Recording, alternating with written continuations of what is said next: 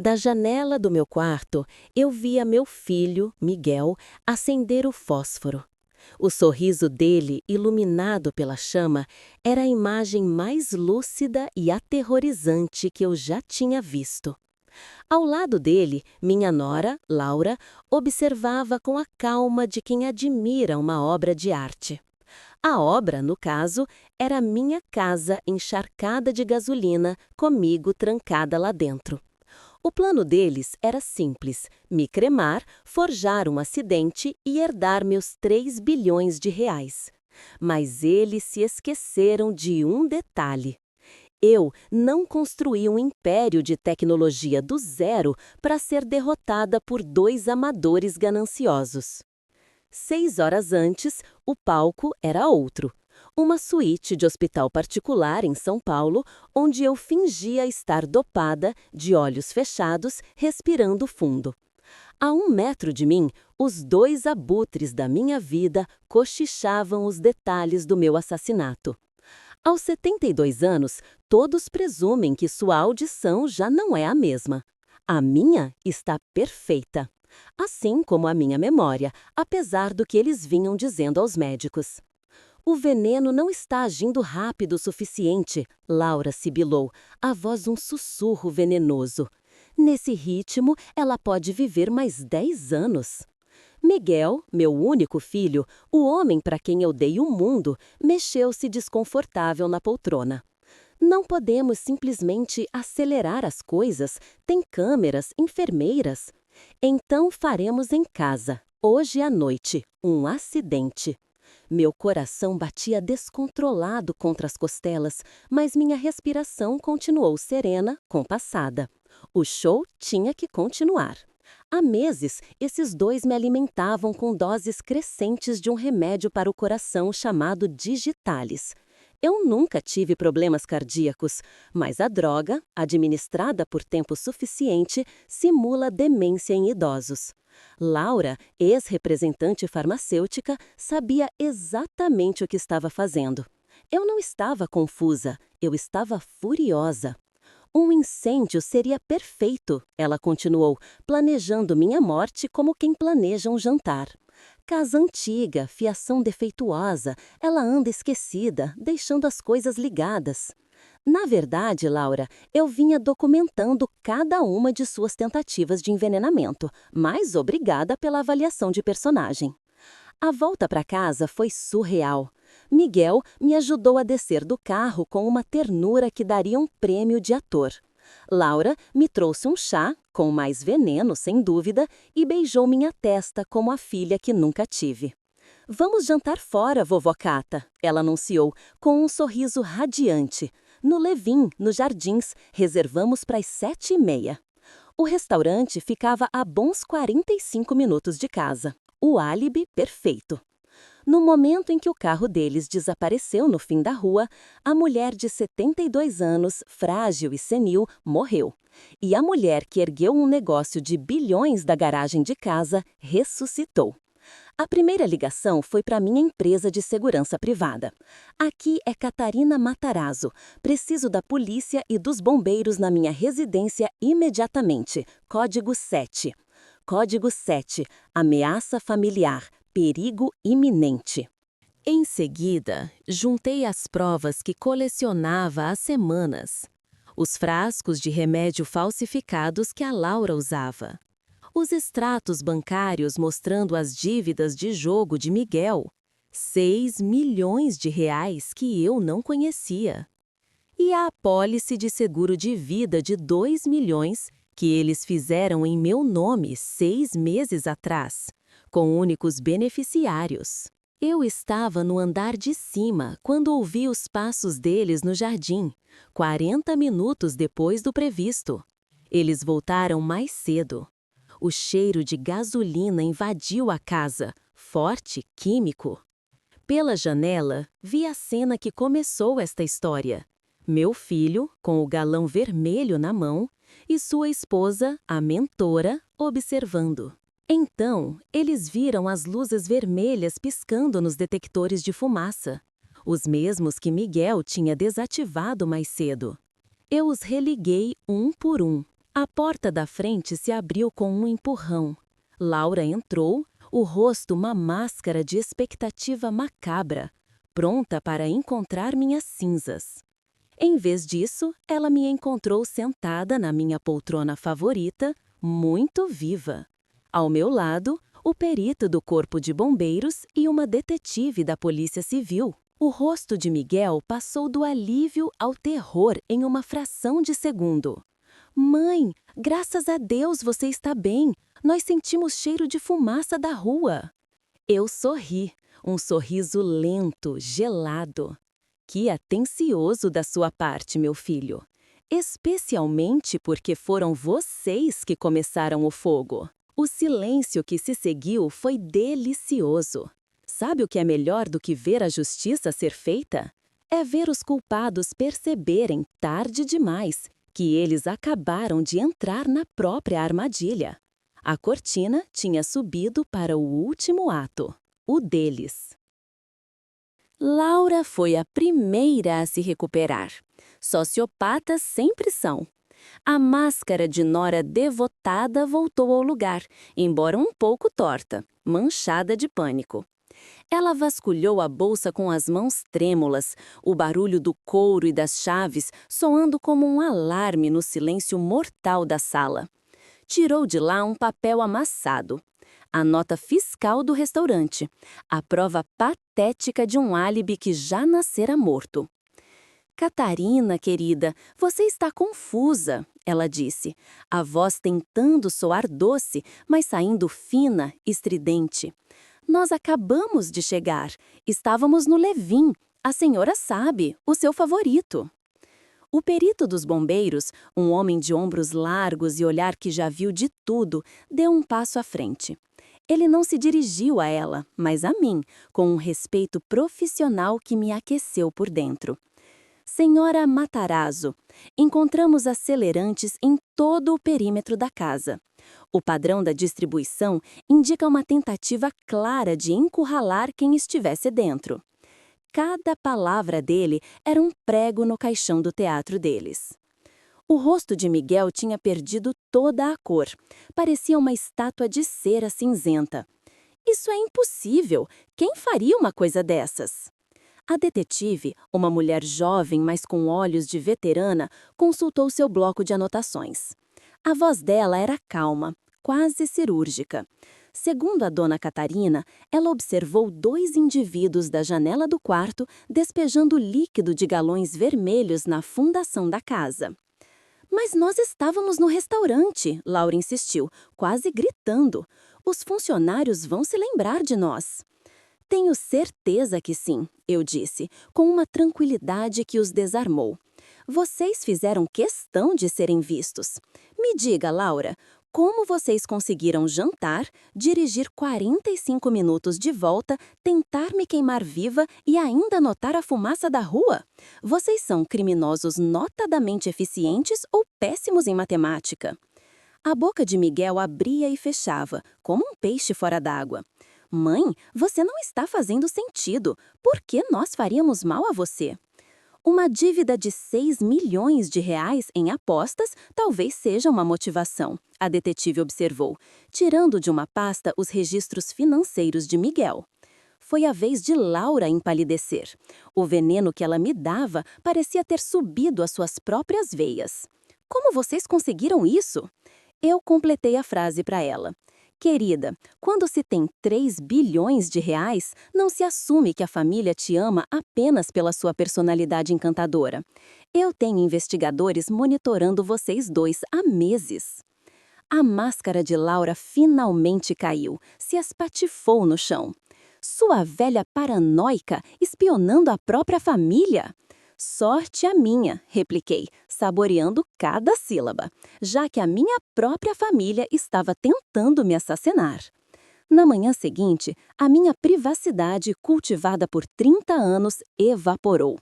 A rua em frente à minha casa parecia a entrada de um show de rock. Bilionária da tecnologia sobrevive a atentado da família. A avó de São Paulo engana assassinos. Eu fiz um café forte e assisti ao circo da janela da cozinha. Francamente, prefiro ser uma manchete viva do que uma nota de rodapé morta. Meu advogado, Jaime, chegou às 9, parecendo ter envelhecido 5 anos em uma noite. Catarina, isso é um pesadelo jurídico. A atenção da mídia pode complicar tudo. Ótimo, eu disse, servindo uma xícara para ele na minha caneca favorita, aquela que diz a avó mais perigosa do mundo. Eu quero que Miguel e Laura saibam exatamente o que eles perderam. Jaime suspirou. Eles são seu filho e sua nora. Tem certeza que quer levar isso até as últimas consequências? Eu bati a xícara na mesa com um pouco mais de força do que o necessário. Jaime, eles tentaram me queimar viva. Eles me envenenaram por meses. Que lealdade familiar eu devo a pessoas que me veem como um caixa eletrônico com prazo de validade? A campainha tocou. Pela janela, vi minha vizinha, Dona Elvira, segurando uma travessa coberta com um pano de prato. Atrás dela, mais 3 vizinhos, todos com expressões preocupadas e mais comida nas mãos.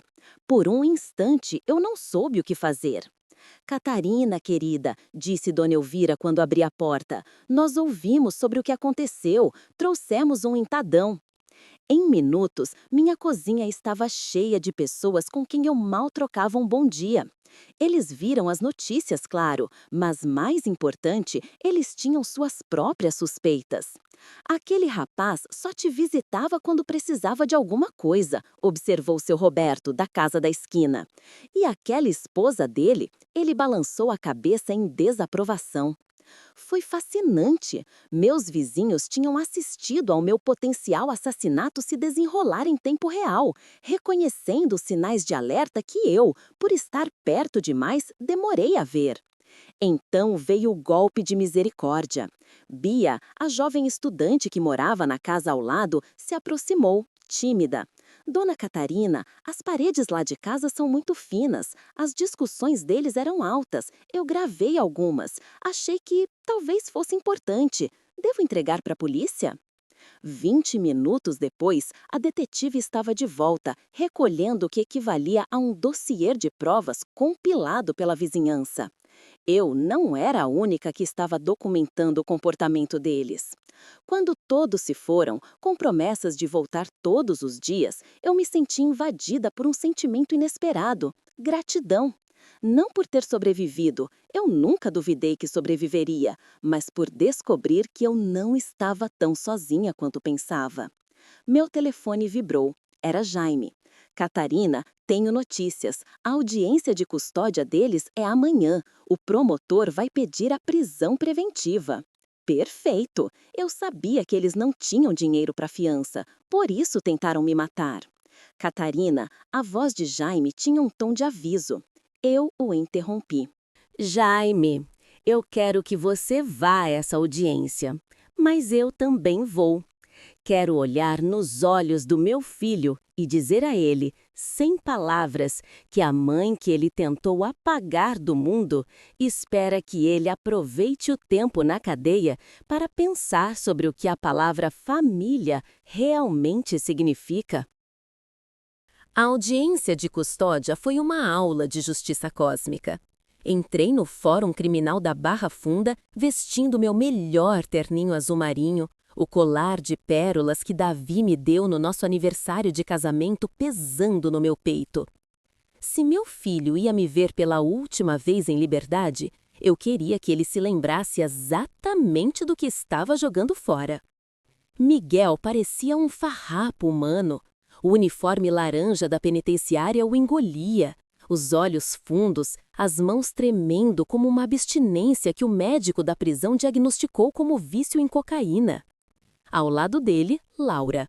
Sua aparência polida tinha sido substituída pela dura realidade da detenção. Sem maquiagem, sem joias, apenas o desprezo nu em seu rosto. A promotora de justiça, uma mulher afiada chamada Patrícia Valença, desenhou o caso com a precisão de um bisturi. Contou sobre os meses de envenenamento, a ganância, a crueldade do plano. O defensor público de Miguel, Um homem de olhar cansado que claramente pegou o caso no sorteio tentou uma defesa fraca sobre desentendimentos familiares e estresse. O advogado de Laura, caro e particular, tentou pintá-la como uma nora devota, levada ao desespero pela minha suposta deterioração mental. Então, a juíza, uma mulher de expressão severa, fez a pergunta que eu estava esperando. Dona Catarina Matarazzo, a senhora está presente. Gostaria de se manifestar sobre o pedido de liberdade provisória dos réus? Eu me levantei, usando a bengala que eu não precisava para o máximo efeito dramático. O silêncio no tribunal era absoluto. Meritíssima, comecei, a voz firme. Eu passei 40 anos construindo uma empresa de tecnologia do nada. Empreguei 3.000 pessoas, paguei milhões em impostos. E fiz tudo isso como mãe solteira, depois que meu marido morreu quando Miguel tinha 12 anos. Meus olhos encontraram os de Miguel. Ele não conseguiu sustentar o olhar. Eu amei meu filho incondicionalmente. Paguei sua faculdade, seu casamento, sua casa.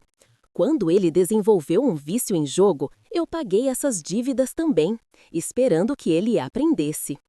Minha voz endureceu, cortando o ar-condicionado do fórum. Eles me retribuíram esse amor, tentando me queimar viva por um dinheiro que tinham preguiça de ganhar. Meritíssima, essas pessoas viram uma mulher de 72 anos e acharam que seriam uma presa fácil. Eles estavam errados. Sentei-me. A juíza analisou suas anotações por um longo minuto. Fiança estipulada em 5 milhões de reais para cada um, ela anunciou. Os réus atentaram contra a vida de uma idosa vulnerável por ganho financeiro. Representam um perigo claro para a vítima e para a comunidade. 5 milhões. Mesmo se tivessem conseguido me roubar, não poderiam pagar. Enquanto os policiais os levavam, Laura se virou e me lançou um olhar que era uma promessa de guerra. Miguel, por outro lado, estava chorando. A guerra de Laura começou mais cedo do que eu esperava. Laura tinha feito um acordo, uma sentença reduzida em troca de cooperação total. Cooperar como? Perguntei, embora já soubesse a resposta. Ela está alegando que Miguel era o cérebro de tudo, disse a detetive. Diz que foi coagida, que temia pela própria vida se não concordasse com o plano dele. Eu ri, um som amargo que me surpreendeu. Claro que está. A Laura sempre foi mais esperta que o Miguel. Tem mais, a detetive continuou, a voz cautelosa. Ela também alega que a senhora a abusou psicologicamente por anos, que Miguel se sentia preso pelo seu controle financeiro. Controle financeiro? A audácia era de tirar o fôlego. Eu paguei por tudo na vida dele sem pedir nada em troca. Que controle era esse? Detetive, eu disse, sentindo a pressão subir. Eu tenho 30 anos de extratos bancários, recibos e e-mails que provam cada presente, cada pagamento, cada resgate que fiz pelo meu filho. Encontre uma única vez em que eu exigi algo em troca. No dia seguinte, no escritório da promotora, eu espalhei 30 anos de provas sobre a mesa de reuniões. Se Laura queria jogar a carta da vítima, eu ia mostrar ao júri que tipo de vítima tenta queimar sua benfeitora viva. A promotora Patrícia ficou impressionada. Dona Catarina, isso é notável. A senhora documentou tudo. No meu ramo, a gente aprende que a memória das pessoas fica muito seletiva quando o dinheiro está envolvido. Ela me mostrou então o que a perícia encontrou no computador de Laura. O histórico de buscas dela era um manual de como lucrar com a morte. Quanto tempo leva o inventário de pessoa assassinada? Direitos de herança quando o herdeiro primário está preso? Seguro de vida paga em caso de desastre natural? Ela estava se preparando para trair Miguel desde o início. Naquela noite, recebi uma mensagem no WhatsApp de um número desconhecido. Você não pode se esconder atrás de advogados para sempre, sua velha bruxa. Era ela. Laura tinha conseguido a liberdade provisória através de algum contato do advogado dela. Eu esperava por isso. O que eu não esperava aconteceu às 3 da manhã. Uma ligação da minha empresa de segurança. Alguém estava tentando invadir minha antiga casa, a cena do crime. Era Laura. Ela escondeu algo lá e voltou para buscar. Cheguei para encontrá-la algemada, gritando com os policiais. Quando me viu, seu rosto se contorceu em puro ódio. "Isso não acabou", ela rosnou. "Você se acha tão esperta, mas eu sei coisas sobre você que destruiriam essa sua reputaçãozinha preciosa." Ela respirou fundo, pronta para o seu grande show. E então, na frente de 4 policiais e do meu advogado, ela jogou sua última cartada. "A morte do seu maridinho, do Davi", ela cuspiu as palavras, "não foi tão natural quanto todo mundo pensa." O ar ficou rarefeito. O mundo parou por um segundo. "Laura", eu disse, a voz perigosamente calma. "Davi morreu de câncer no pâncreas. Havia médicos, testemunhas."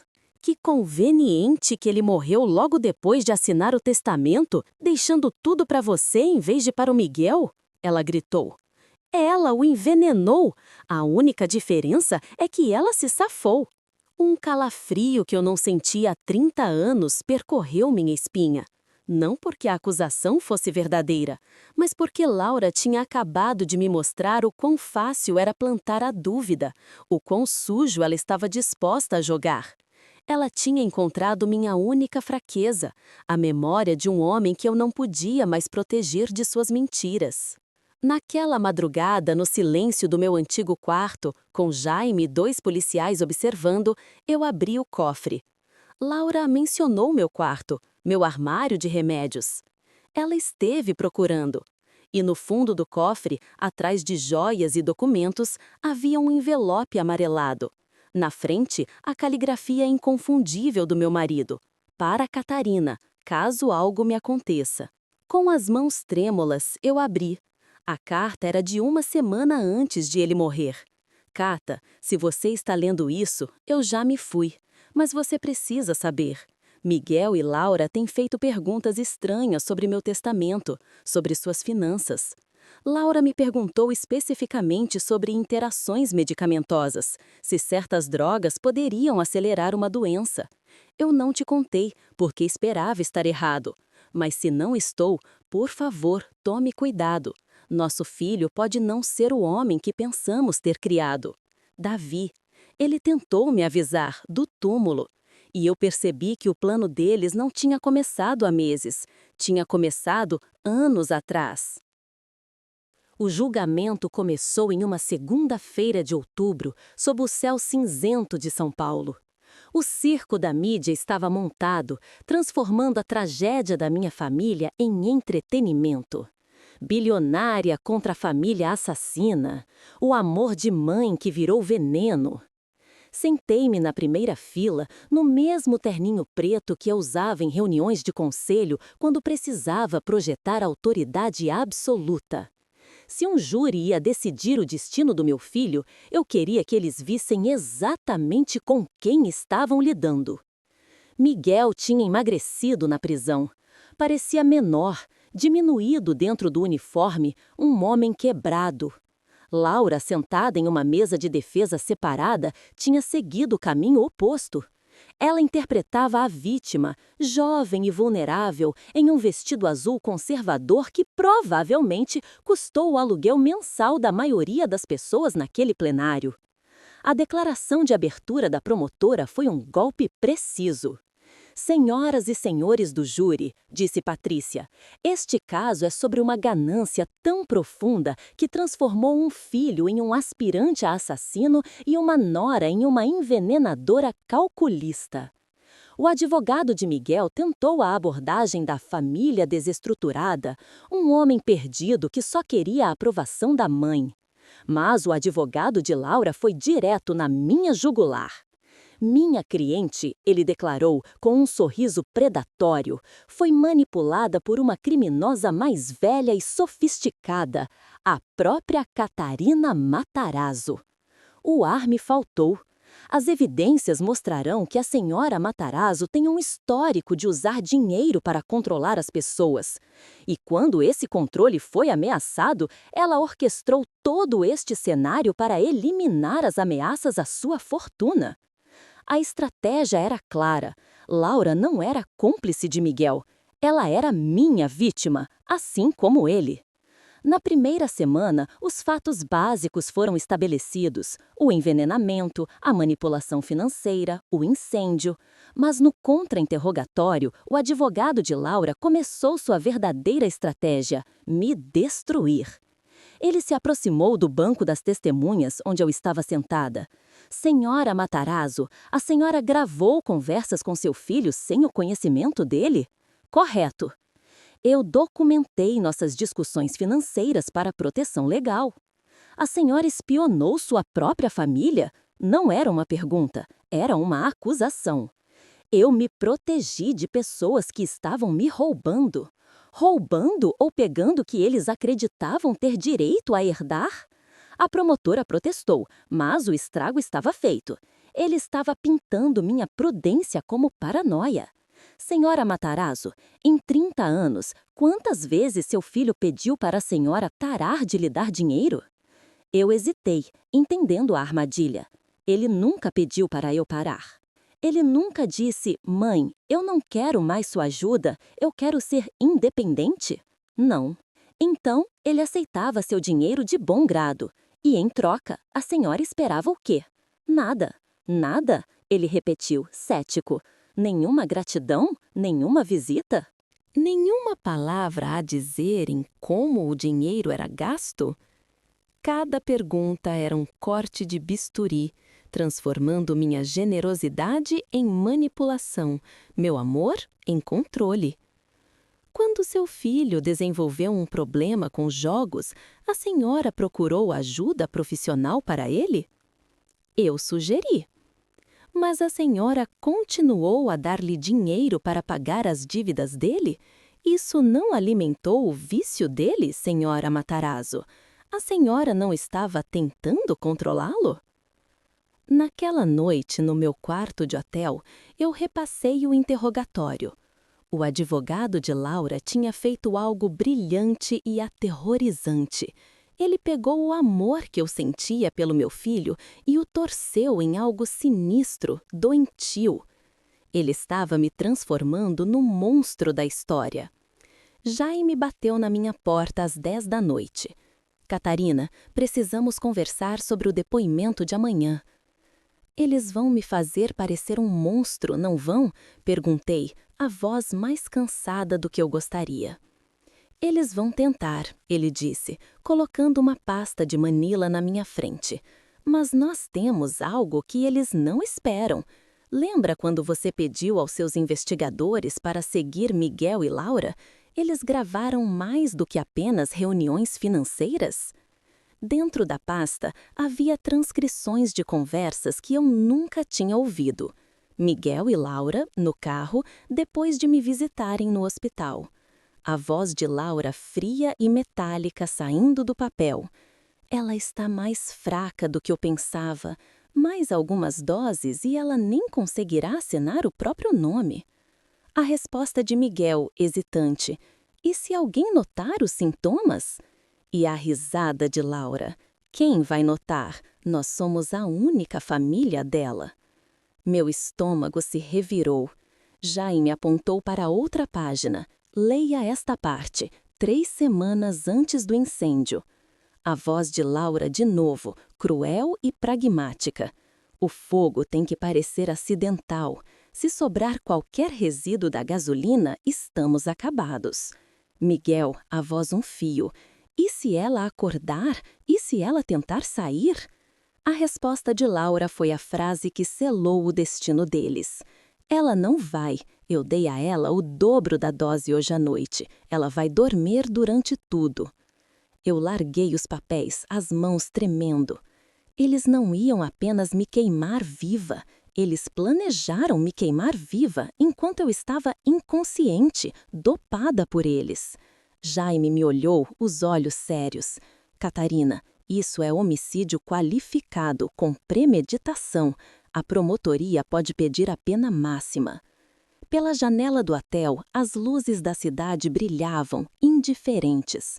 Vidas normais onde filhos não planejavam a morte das mães. Eu respirei fundo, o gelo se formando ao redor do meu coração, apagando a dor e deixando apenas uma clareza fria absoluta. Jaime, eu disse, a voz baixa, mas carregada de um peso final. Amanhã, no tribunal, toque essas gravações. Todas elas. Eu quero que aquele júri ouça com os próprios ouvidos a melodia que os meus monstros cantavam quando achavam que ninguém estava ouvindo. O dia seguinte no tribunal começou com uma tensão palpável. O ar estava pesado, elétrico, como antes de uma tempestade de verão. Quando a promotora Patrícia Valença anunciou que apresentaria novas provas de áudio, o advogado de Laura se levantou para protestar, mas a juíza o silenciou com um gesto. O silêncio se instalou quando os técnicos de som posicionaram as caixas de som. Então, a voz de Laura preencheu o plenário. Fria, calculista, dissecando a minha morte como um projeto de negócios. Ela está mais fraca do que eu pensava. Mais algumas doses e ela não conseguirá nem assinar o próprio nome. Ao meu lado, Jaime permaneceu impassível, mas eu sentia sua mão fechar discretamente sobre o braço da cadeira. A gravação continuou. A voz de Miguel, fraca, cheia de uma culpa inútil. E a risada de Laura, um som feio, desprovido de qualquer calor humano. Quem vai notar, Miguel? Nós somos a única família dela? No banco dos réus, Miguel encolheu-se, como se quisesse desaparecer dentro do uniforme laranja. A segunda gravação foi ainda mais devastadora. A voz dela planejando o incêndio. O fogo tem que parecer acidental. Se sobrar qualquer resíduo da gasolina, estamos acabados. E então, a pergunta de Miguel, a voz quase infantil. E se ela acordar? A resposta de Laura ecoou no silêncio sepulcral do tribunal. Ela não vai. Eu dei a ela o dobro da dose hoje à noite. Ela vai dormir durante tudo. Naquele momento, um som gutural rompeu o silêncio.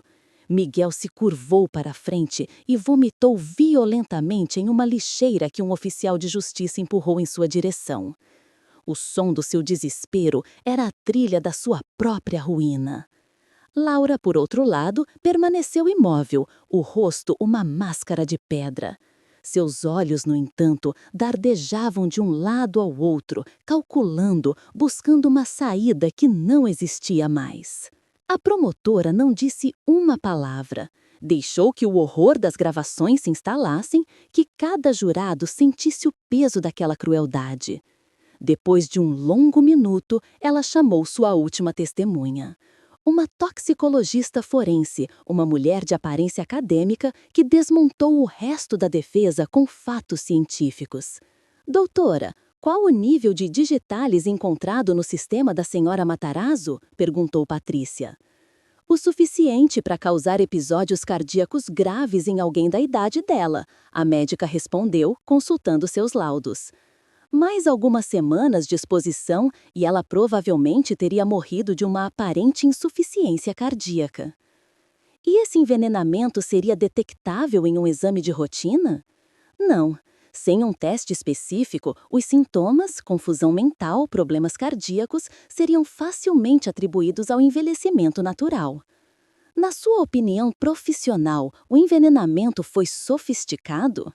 Extremamente, a toxicologista confirmou. Alguém com conhecimento farmacêutico calibrou cuidadosamente as doses para criar o máximo de confusão, evitando a detecção imediata.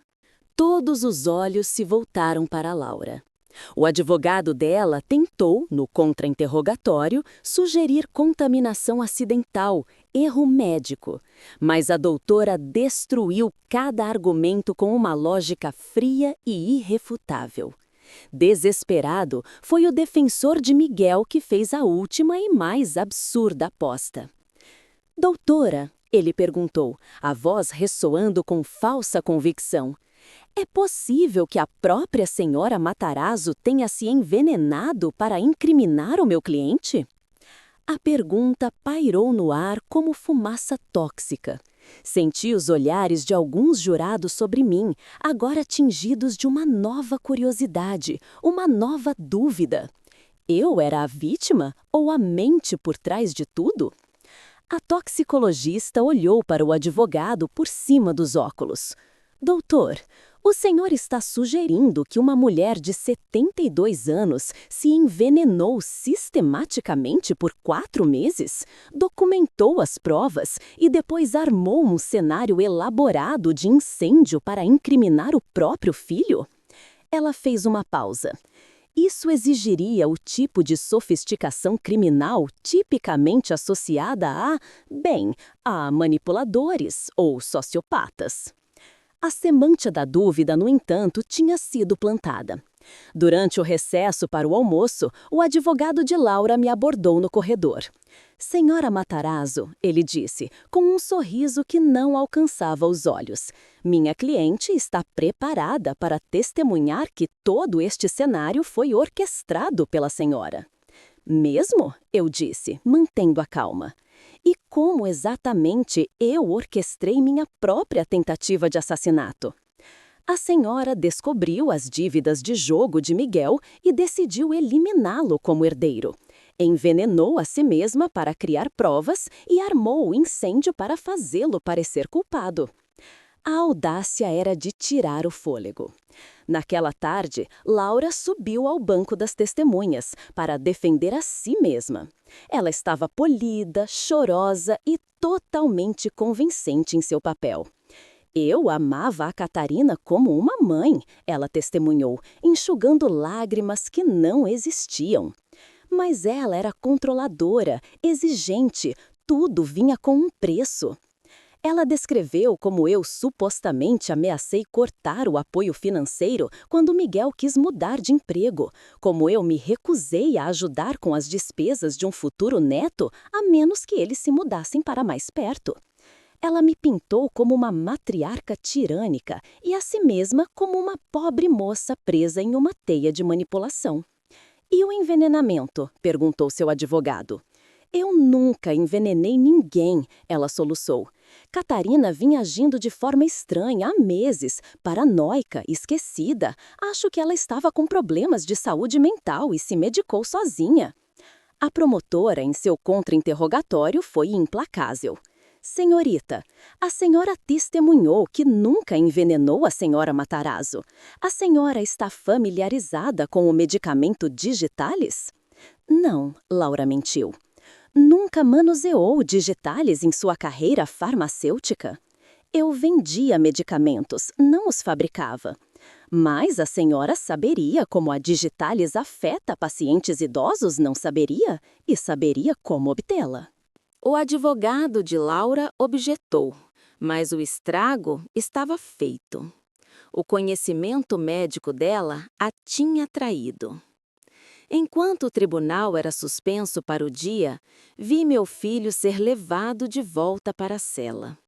Ele parecia um homem que finalmente entendia a profundidade do abismo em que havia caído.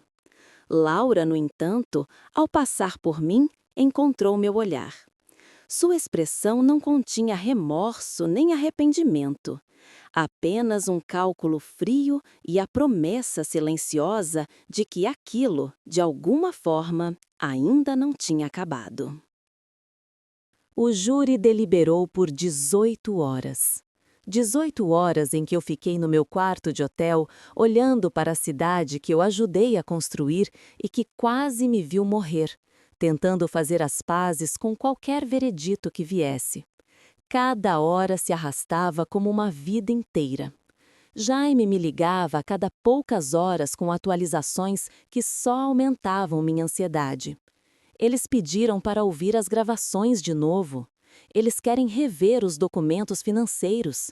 Estão perguntando sobre as apólices de seguro. Às 3 da tarde do segundo dia, o telefone tocou. Era ele. Catarina, temos um veredito. O tribunal estava mais lotado do que nunca. Repórteres, curiosos e um número surpreendente de pessoas que acompanharam o julgamento como se fosse o capítulo final de uma novela. Sentei-me no meu lugar de sempre, na primeira fila, com o mesmo terninho preto que se tornara minha armadura, e esperei para saber o destino do meu filho. O júri chegou a um veredito? A voz da juíza ecoou, solene. Sim, meritíssima, respondeu o presidente do júri, um homem de meia idade com uma expressão cansada, mas resoluta. No que tange à acusação de tentativa de homicídio qualificado contra Catarina Matarazzo, como o júri declara o réu Miguel Matarazzo culpado. Os ombros de Miguel desabaram. Seu defensor colocou uma mão em seu braço, mas Miguel estava olhando para mim. O rosto uma tela em branco, uma expressão que eu não conseguia decifrar. Era choque, arrependimento ou apenas o vazio de quem perdeu tudo? No que tange à acusação de associação criminosa, como o júri declara o réu? Culpado. No que tange à acusação de incêndio criminoso qualificado? Culpado. A cada culpado era como se uma camada de peso fosse retirada dos meus ombros. O ar na sala parecia mais leve, mais respirável. Em seguida vieram os vereditos de Laura, culpada em todas as acusações, com agravantes pelo envenenamento e pela fraude do seguro. O júri tinha visto através de cada mentira, cada lágrima falsa, cada manipulação. A juíza marcou a sentença para a semana seguinte, mas a promotoria já havia indicado que buscaria a pena máxima para ambos. Prisão em regime fechado, sem direito a condicional. Uma vida inteira para pensar no que fizeram. Enquanto os oficiais de justiça se aproximavam de Miguel para escoltá-lo de volta à custódia, ele se virou para mim uma última vez. Sua voz, embargada, atravessou o tribunal. "Mãe", ele chamou, "me perdoa." Pela primeira vez em meses, eu olhei para o meu filho e vi um vislumbre do menino que criei, não do homem que tentou me matar. Vi a vulnerabilidade, o medo. Mas o perdão é uma ponte que se constrói com tijolos de confiança, e a ponte entre nós tinha sido dinamitada, reduzida a pó. "Eu sei que você sente muito agora, Miguel", eu respondi, a voz clara, sem ódio, apenas com o peso da verdade. "Mas o perdão não traz de volta a mãe que você jogou fora quando decidiu que o dinheiro valia mais do que a minha vida." Naquela noite, sozinha no silêncio do meu quarto de hotel, eu fiz algo que não fazia desde a noite em que foram presos. Eu chorei. Não por Miguel ou Laura. Eles fizeram suas escolhas e viveriam com as consequências. Chorei pela família que eu pensei ter, pelo amor que acreditei ser real. Chorei pelos 30 anos que passei amando pessoas que me viam como nada mais do que uma conta bancária com um coração batendo. Meu telefone tocou. Era a detetive. Dona Catarina queria ligar pessoalmente para dizer que a justiça foi feita hoje. "Foi mesmo, detetive?" perguntei, a voz rouca. "Meu filho vai passar a vida na prisão, a esposa dele também. Eu estou viva, mas estou sozinha. Não tenho certeza se alguém realmente venceu aqui." Houve uma pausa do outro lado da linha. "Dona Catarina", ela disse, com uma firmeza gentil, "a senhora sobreviveu, a senhora revidou, a senhora provou que sabedoria e preparação podem vencer a juventude e a ganância. Isso é uma vitória, em qualquer definição." Depois de desligar, caminhei até a janela e olhei para as luzes da cidade. Amanhã eu voltaria para casa para reconstruir uma vida que não incluía mais as pessoas que eu mais amei. Eu tinha 3 bilhões de reais, uma mente ainda afiada o suficiente para dar um nó em pessoas com metade da minha idade e o resto da minha vida para descobrir como é a felicidade quando ela não está atrelada à família. A ironia não me escapou. Miguel e Laura tentaram roubar minha fortuna tirando minha vida. Em vez disso, eles me deram o maior presente que se pode imaginar. Eles me mostraram exatamente quem eram antes que fosse tarde demais para eu me proteger. Eles me deram a minha liberdade. O que eu faria com ela? Essa era a pergunta que valia 3 bilhões de dólares e, pela primeira vez em muito tempo, eu estava ansiosa para descobrir a resposta. Eu não era mais a mãe de Miguel, a sogra de Laura. Eu era Catarina Matarazzo e minha história estava apenas começando. 6 meses se passaram. O outono em São Paulo deu lugar a um verão úmido e pesado. Mas eu não estava mais lá para sentir. Troquei o concreto da cidade pela brisa do mar. Minha nova casa ficava em Santa Bárbara, um refúgio de paz no litoral norte. Um lugar onde o único som que me acordava era o das ondas quebrando na areia.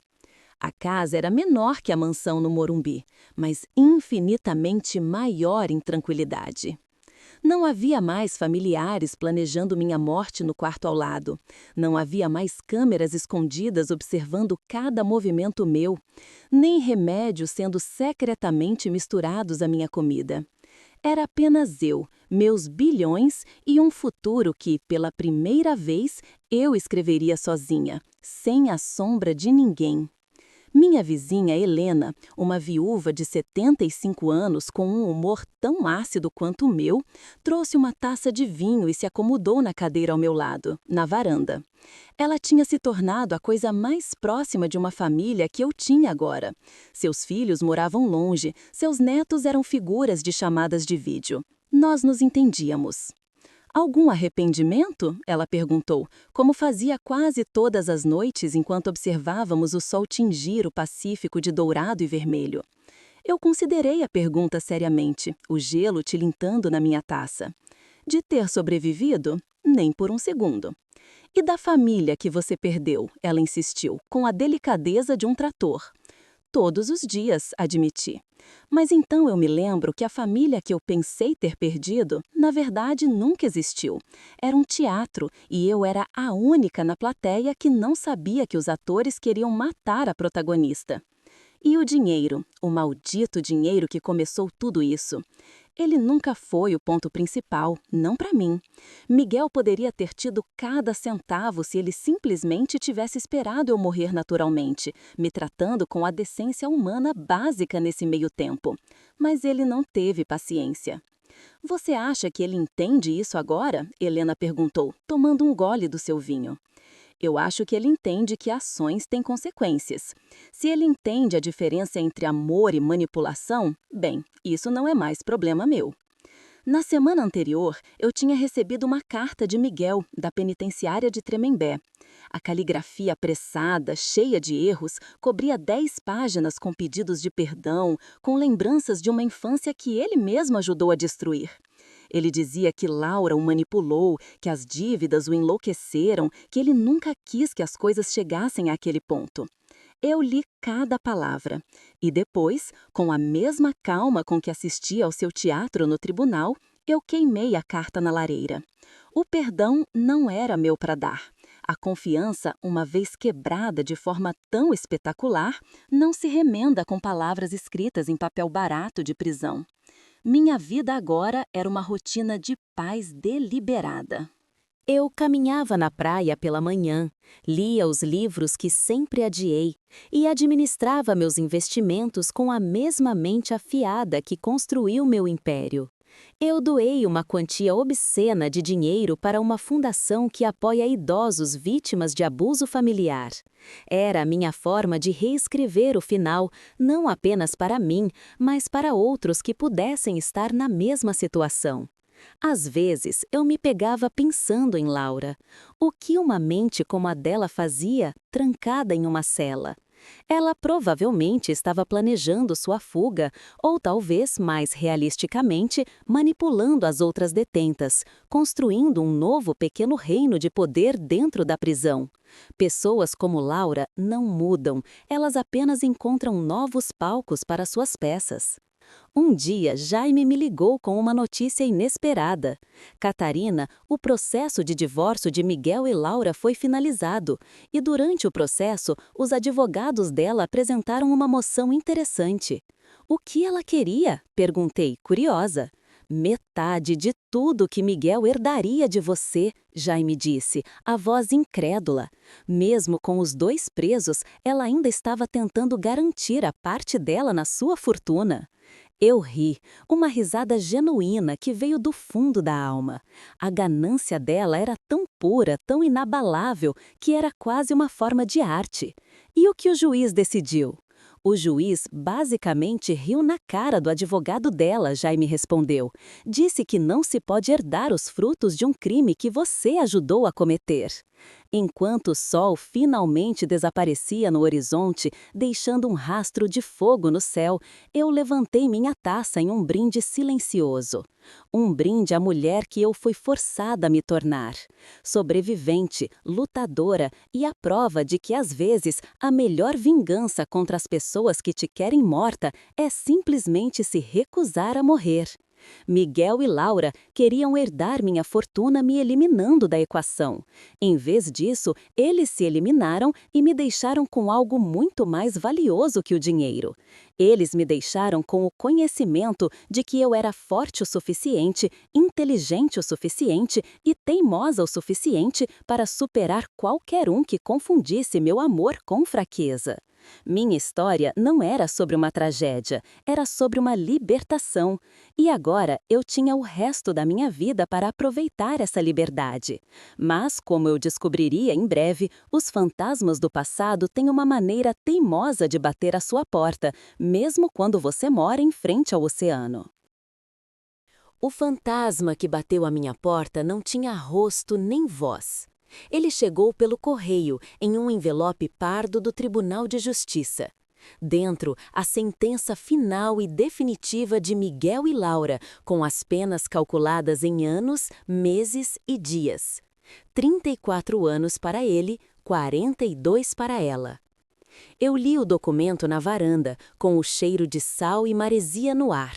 Não senti alegria nem vingança. Senti o ponto final. O alívio pesado de fechar um livro terrível que eu fui forçada a ler até a última página. Aquele papel era a certidão de óbito da família que eu um dia tive. O último fantasma finalmente exorcizado. Então acabou de vez? Helena disse ao meu lado, observando meu rosto. Ela tinha a habilidade de ler meus silêncios. Sim, eu disse, dobrando o papel e o colocando sobre a mesa. Agora, oficialmente, acabou. Nós ficamos em silêncio por um tempo, apenas observando as gaivotas mergulhando no mar. A vida continuava, indiferente aos nossos dramas. E essa indiferença, que antes me assustava, agora me confortava. Sabe qual é a maior ironia? Perguntei, mais para mim mesma do que para ela. Eles passaram anos planejando como roubar meu dinheiro, e no final, o dinheiro é a coisa que menos importa. Claro, ele me dava segurança, me dava o luxo desta casa, desta paz. Mas a verdadeira riqueza que eu ganhei nesta batalha não podia ser depositada em um banco. Era a clareza de saber quem eu era sem os títulos de mãe ou sogra. A clareza de saber que a minha força não vinha da minha conta bancária, mas da minha capacidade de sobreviver. Eu me lembrava das noites em que o veneno me deixava confusa, com a mente nublada. Lembro do medo de estar perdendo a mim mesma, de estar me tornando a mulher frágil e senil que eles queriam que eu fosse. Lembro do terror de perceber que as mãos que deveriam cuidar de mim eram as mesmas que mediam as gotas do veneno. Sobreviver a isso me deu um tipo diferente de poder. O poder de saber que eu podia enfrentar o pior tipo de traição e sair do outro lado inteira. Ferida, sim, marcada para sempre, mas inteira. E o que você vai fazer agora, Catarina? Helena perguntou, me tirando dos meus pensamentos. Com todo esse tempo e todo esse dinheiro. Eu sorri, um sorriso que pela primeira vez em muito tempo não tinha o gosto amargo. Eu vou viver, Helena, simplesmente viver. Vou viajar para os lugares que Davi e eu sempre sonhamos em conhecer. Vou financiar as pesquisas de jovens cientistas que podem mudar o mundo e vou aprender a dançar tango. Ela riu, uma risada gostosa que o vento levou para o mar. Tango? Aos 72? E por que não? Retruquei. Eu sobrevivi a uma tentativa de assassinato. Acho que consigo dar conta de um tango. Naquela noite, depois que Helena foi para casa, eu fiquei sozinha na varanda, sob um céu coalhado de estrelas. Servi-me de uma última taça de vinho. Era um vinho caro, um Chateau Margaux que eu guardava para uma ocasião especial. E que ocasião poderia ser mais especial do que o primeiro dia do resto da minha vida? Eu pensei em Miguel, sozinho em sua cela, talvez finalmente entendendo o preço da sua fraqueza. Pensei em Laura, sua mente brilhante e perversa apodrecendo atrás das grades, sua ganância consumindo por dentro. Eles não me tiraram nada que importasse de verdade. Eles apenas se tiraram da minha vida. E, no final, essa foi a maior bênção que eles poderiam ter me dado. Levantei minha taça para a escuridão, para o som do oceano, para o futuro desconhecido. Não era um brinde à vingança, nem à justiça. Era um brinde a mim. A mulher que construiu um império, que amou ferozmente, que foi traída da forma mais cruel e que, contra todas as probabilidades, se recusou a ser uma vítima. A mulher que aprendeu que a família que importa não é necessariamente a que tem o seu sangue, mas a que te traz uma travessa de empadão quando seu mundo está em chamas. Eu tomei um gole do vinho. O sabor era complexo, forte, com um final longo e inesquecível. Como a vida, como eu. Obrigada por me ouvir até aqui.